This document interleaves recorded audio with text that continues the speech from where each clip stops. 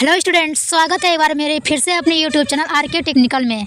और आज हम उपस्थित हुए हैं अपने एक और नए वीडियो में, जिसमें बहुत ही महत्वपूर्ण क्वेश्चन है जो कि आपके हाई स्कूल और इंटर के बच्चों के लिए बहुत ही महत्वपूर्ण, बहुत ही मोस्ट इम्पॉर्टेंट क्वेश्चंस लेकर आई हूँ जो आपके एग्ज़ाम में आने वाला है।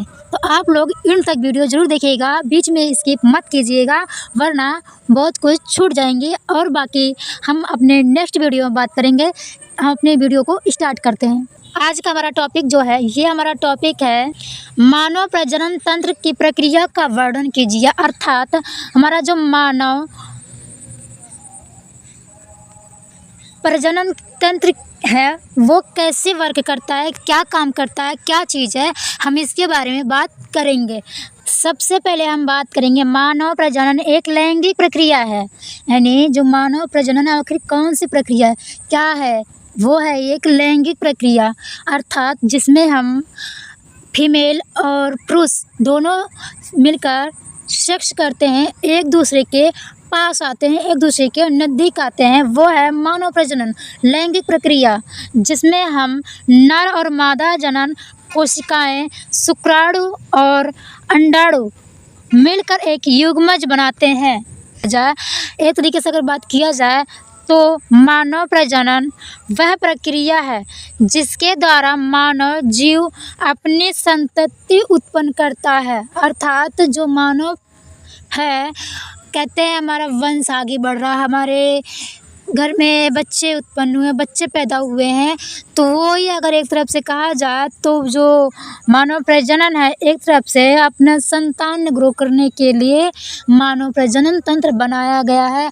यह प्रक्रिया पुरुष और महिला प्रजनन तंत्र निषेचन कहलाता है, जिसे इंग्लिश में हम निषेचन को हम इंग्लिश में फर्टिलाइजेशन कहते हैं, फर्टिलाइजेशन के नाम से जानते हैं, जो कि भ्रूण विकास और प्रसव अर्थात चाइल्ड बर्थ में उपस्थित होती है। यानी चाइल्ड बर्थ में होती है। पहले फर्टिलाइजेशन होता है, यानी मेल का शुक्राणु और फीमेल का अंडाणु दोनों एक ही में जाइगोट होते हैं, फर्टिलाइजेशन होते हैं, मिलते हैं, निषेचन होता है। उसका प्रक्रिया जो है उसके बाद से धीरे धीरे करके चाइल्ड बर्थ में बदल जाता है, अर्थात बच्चे का जन्म हो जाता है। देखिए यहाँ पे कह रहा है जो बाद में भ्रूण और फिर शिशु के रूप में विकसित होता है। पहले गर्भाशय में एक भ्रूण बनता है छोटा सा, उसके बाद धीरे धीरे करके ग्रो होता है, फिर वो शिशु के रूप में निर्माण हो जाता है, विकसित हो जाता है। प्रक्रिया फिर मको का निर्माण, निषेचन, अंडाणु व शुक्राणु का मिलन होता है।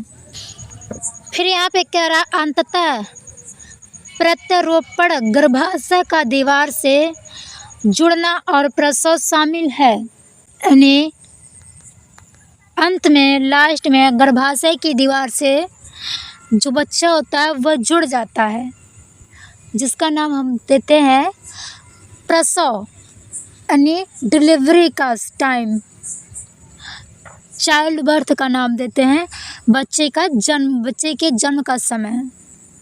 अब हम बात करते हैं पुरुष जनन तंत्र, मेल रिप्रोडक्टिव सिस्टम।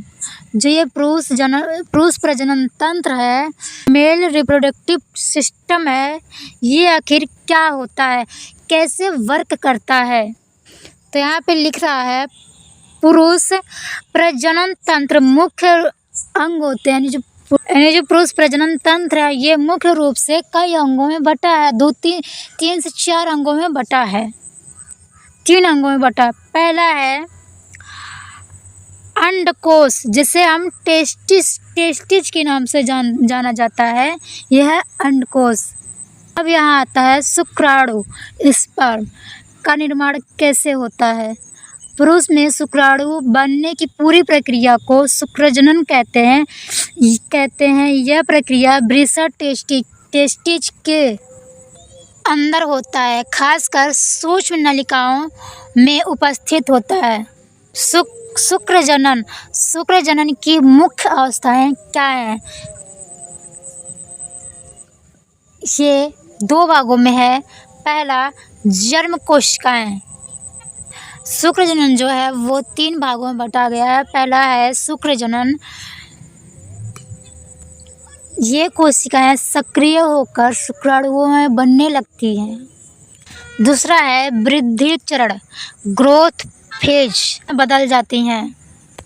तीसरा है परिपक्व चरण, मैच्योरेशन फेज। ये 2 प्रकार के विभाजन होते हैं। ये चरण जो होते हैं ये 2 प्रकार में विभाजित होते हैं। पहला है, यहाँ पहला कह रहा है गुणसूत्रीय विभाजन।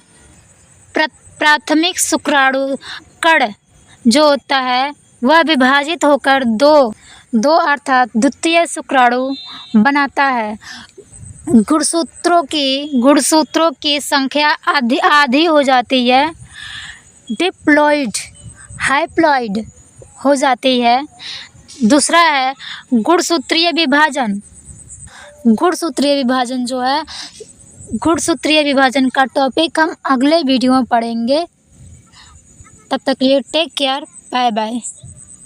और हमारे चैनल को सब्सक्राइब करना मत भूलिएगा तथा बेल आइकन को प्रेस कर लीजिएगा, नोटिफिकेशन ऑन कर लीजिए ताकि हमारी अगली वीडियो का नोटिफिकेशन आपको टाइम पर मिलते रहे। धन्यवाद।